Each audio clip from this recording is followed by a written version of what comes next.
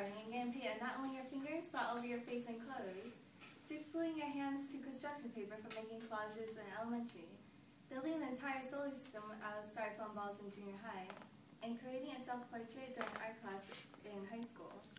All these crafty school projects are what triggered the creative minds of famous artists, designers, photographers, and musicians. As Picasso has once stated, every child is an artist. The problem is how to remain an artist once we grow up. Now, imagine all those activities are taken away and replaced with mathematical problems. A child cannot explore their imagination or express their creativity by solving an algebraic equation. If creativity is not being fueled at a young age, the population of creative minds may greatly decrease. With the current economy, the educational program has taken a massive hit with budget cuts. The art program especially has taken the hardest blow. On June 14, 2010, Buffalo News reported that by eliminating the arts from public and private schools, the development of a child may greatly suffer, for art education is not an extra, but it's a way to build creativity, problem solving, communication, flexibility, and social skills. General and fine art education is a package deal. One without the other is like an unfinished puzzle that a child is unable to complete. Today, I'm going to discuss the importance of the art department for right-brain thinkers, how the budget cut is the cause for the massive course reduction, and how simply voicing yourself can help your community.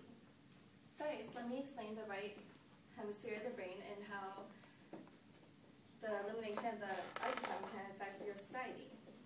By limiting or minimizing the availability to these art courses, right-brain thinkers are unable to expand their creativity.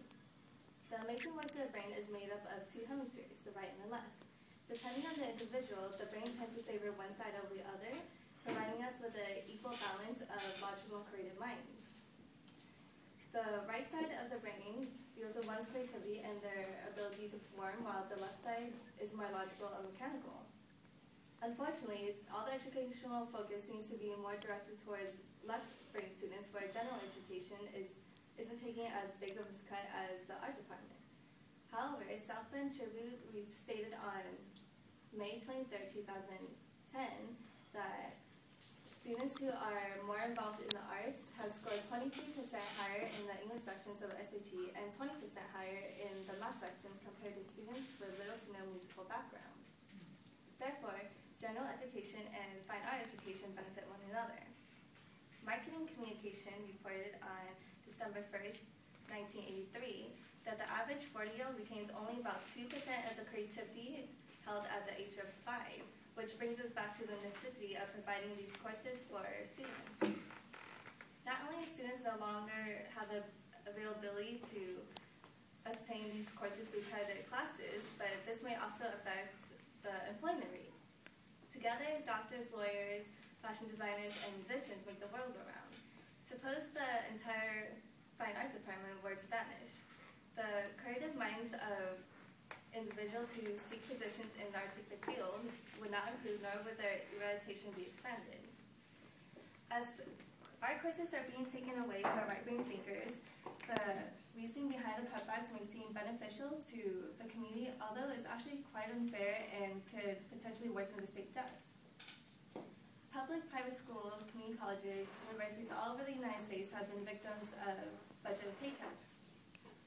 On November 10, 2010, the McClatchy Tribune News Service asserted that California has taken a more drastic measure for 10 of their universities' budgets have been cut by at least $300 million.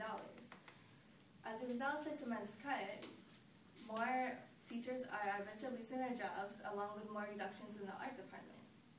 For example, on August 10, 2009, New York Times announced that the Theater, Arts, and Dance Department has been eliminated from the Washington State University, and while the undergraduate art education program and 2 graduate theater programs are in the process of diminishment at the Florida State University. With all the abolishments of the departments, countless instructors are losing their jobs. As affirmed on October 20th, 2010, McClatchy Tribune Business News asserted that California's unemployment fund is estimated at a $10.3 billion deficit with the addition of their depth and their state revenue, they're digging themselves into a deeper hole. And to relieve this economic crisis, fees at California State University has went up by 5%, as for University of California went up by 15%, which doesn't quite seem to connect considering that the tuition fees rises as well as the reduction rate of educational workers. As cuts continue to target the arts, governors have yet to realize that students who major in these specific fields are in preparation to become employed in the creative economy. Los Angeles Times reported on November 10, 2011, that the creative economy was ranked second largest business sector in Los Angeles County, bringing in $113 billion in revenue and supplied 304,000 jobs in 2009. If the budget cuts proceed to attack the art department, then the state revenue will continue to decrease as their billion-dollar debt will continue to increase. Due to the economic crisis, the educational systems have become budget cut targets. However, students should not suffer due to others' mistakes. The more vocal students and parents become about the issue, the faster word is spread about the fine art education elimination. First, you can attack the issue straight from the source. You can take gradual steps and make an appointment with the Dean of Education at your local school district. By simply filing a complaint or even suggesting that teachers should put aside an hour a day for arts and crafts, that small deed can help benefit the development of the kids in your community. Or you can make it more known by making it public and taking it to the county newspaper, and that will definitely get people's attention, especially when it's an issue that affects them and their loved ones. There's also the option of creating a petition with a group of people who share the same passion as you do for saving these classes for their children or for themselves. Whether you're organizing the petition or simply signing your name, you're making a difference.